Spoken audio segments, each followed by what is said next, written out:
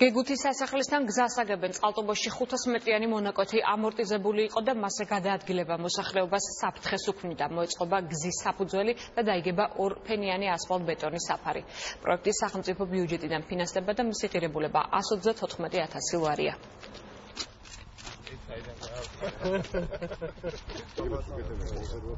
საქართველოს რეგიონული განვითარებისა და ინფრასტრუქტურის სამინისტროს მუნიციპალური განვითარების ფონდმა იმერეთში, კერძოდ, ქალაქ ქუთაისში, გეგუთის მე-19 საუკუნის ციხე-დარბაზთან, კულტურული მემკვიდრეობის ძეგლთან მოსასვლელი გზის რეაბილიტაცია თითქმის დაასრულა.